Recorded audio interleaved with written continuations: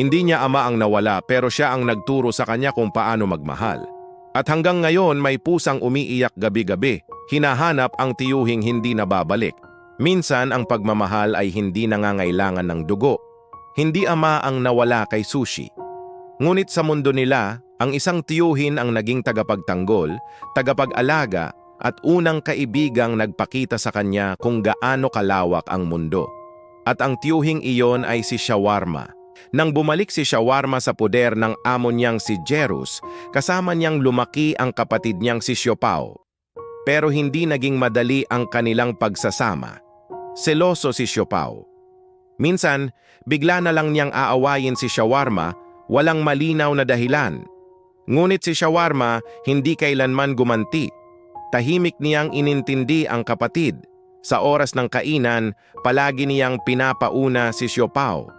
Kapag gusto niyang magpakita ng lambing, dahan-dahan niyang dinidilaan ang balahibo nito. Hindi para ipakita kung sino ang mas malakas, kundi para magparamdam ng pagmamahal. May mga pagkakataong hinahayaan ni Siopao pero maya-maya lang, bigla na lang siyang aatake. At si Shawarma? Aatras lang siya tahimik at laging mapagpasensya.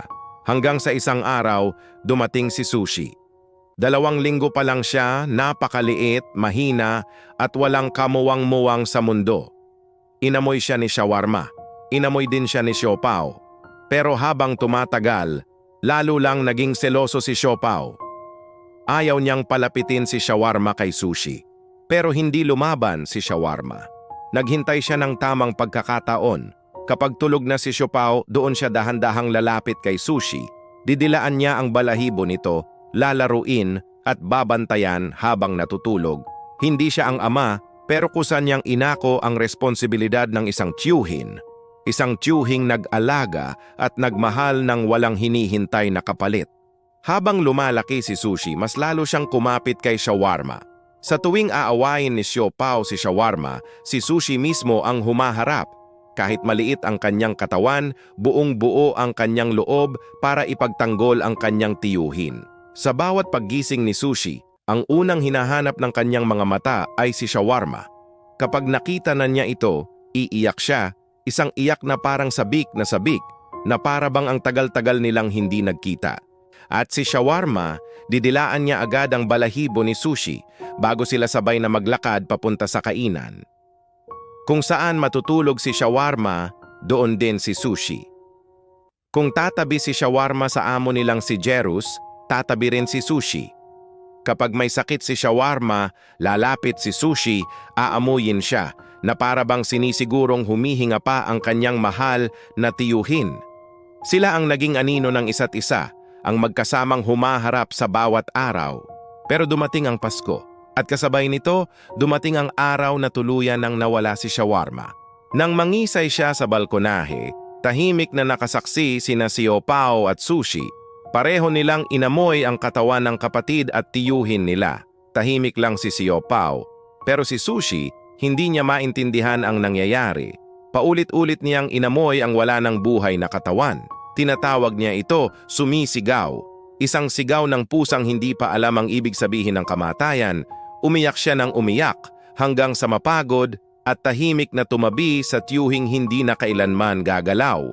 Makalipas ang 2 oras, nang ilagay na ni Jerus sa isang plastic bag ang katawan ni Shawarma, muling sumigaw si Sushi. Isang sigaw na puno ng tanong. Saan mo siya dadalhin?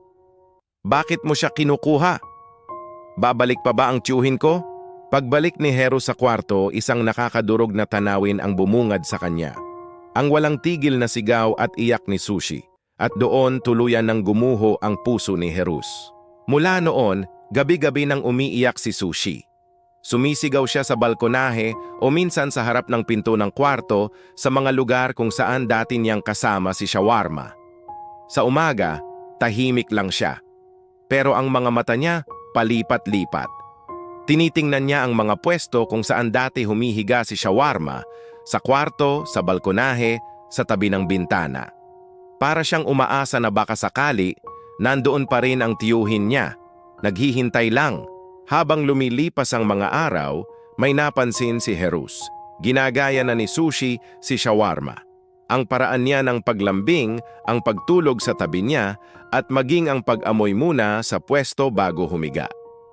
Para bang ang alaala at pangungulila kay shawarma ay nabubuhay ngayon sa katawan ng pamangkin niya.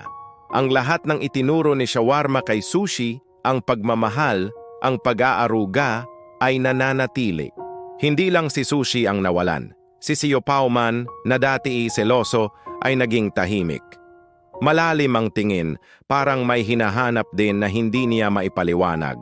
At si Jerus, sa tuwing makikita niya ang mga sulok ng bahay na dati lugar ni shawarma, at sa tuwing maririnig niya ang mga sigaw ni Sushi sa gabi, para siyang pinapatay ng paulit-ulit.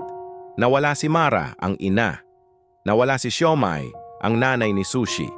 At ngayon, nawala si shawarma, ang tiyuhin na nagturo ng lambing, proteksyon, at pagmamahal. Hindi kailangang maging ama para maging haligi ng buhay ng isang nilalang.